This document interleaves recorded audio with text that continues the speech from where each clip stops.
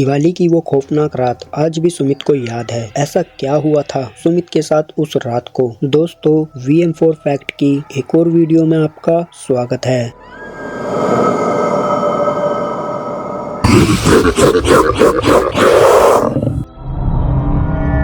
सब लोग यह तो जानते हैं कि दिवाली जगमगाती रोशनी और लाइट का त्योहार है, पर ज्यादातर लोग ये नहीं जानते कि दिवाली की रात अमावस्या की रात होती है और हर अमावस्या की रात को काली शक्तियाँ सबसे ज्यादा ताकतवर हो जाती हैं। लेकिन 19 साल का सुमित इस बात से अनजान था। वह अपने दोस्त विजय के साथ दिवाली की रात सड़क पर घूम रहा था। तभी विजय की नजर मंदिर के पीछे एक सुनसान घर के पीछे गई। वहाँ एक सुंदर लड़की लाल साड़ी पहने दिए जला रही थी। विजय सुमित को लेकर उस घर के पास चला गया। जैसे ही दोनों वहां पहुंचे, उन्होंने देखा कि पूरा घर दियों से सजा था। उन दोनों को बालकनी में खड़ी वह सुंदर लड़की नजर आई। उसने फिर वही मन लुभाने वाली मुस्कान देकर उन दोनों को घर के अंदर बुलाने का इशारा किया। इशारा पाते ही वह दोनों घर के अंदर चले गए। घर अंदर से भी उतना ही खूबसूरत सजा हुआ था जितना कि बाहर से। मेज पर खाने के लिए अलग अलग चीजें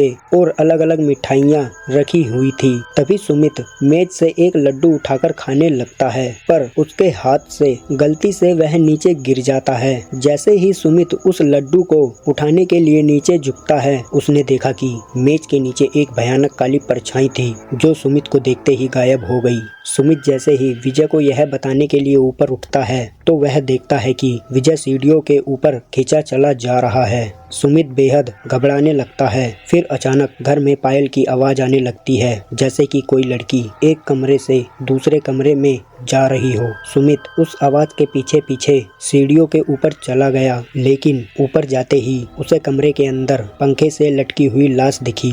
सुमित उस लाश का चेहरा देखकर बुरी तरह कांपने लगा, क्योंकि वो किसी और की नहीं बल्कि विजय की लाश थी। सुमित डरते डरते पीछे मुड़ा तो उसके ठीक सामने वही सुंदर लड़की खड़ी थी और उसे देखकर मुस्कुरा रही थी। पर इस बार सुमित को वह मुस्कान मन लुभाने वाली नहीं बल्कि बेहद डरावनी लग रही थी। अचानक घर की सारी लाइट बंद हो जाती है। वह घर धीरे धीरे एक खंडर में बदलने लगा और वह लड़की अब भी सुमित को देखकर मुस्कुरा रही थी। अचानक से लाल साड़ी पहनी हुई उस लड़की के बाल सफेद और लंबे होने लगे और आंखें एकदम लाल पड़ गईं, जैसे मानो आंखों में खून उतर आया हो। चेहरा एकदम डरावना हो गया। सुमित उसे देखकर एकदम सुन्न पड़ गया। वह लड़की हाथ में एक चाकू लिए सुमित की तरफ बढ़ रही थी। सुमित ने किसी तरह अपना होश संभाला और बिना कुछ सोचे सीधा घर से बाहर भाग गया, लेकिन वह लड़की अभी भी सुमित के पीछे पीछे आ रही थी। जैसे ही वह लड़की सुमित को मारने के लिए अपना हाथ आगे बढ़ाती है, लेकिन सुमित तब तक घर से बाहर निकल चुका था। उसने जल्दी से घर का दरवाजा बाहर से बंद कर लिया, लेकिन वह लड़की उस दरवाजे को अंदर से बहुत तेजी से ठोकने लगी। लेकिन अचानक से ठोकने की आवाज बंद हो गई और फिर सुमित को उस लड़की की चीखने की आवाज सुनाई देने लगी,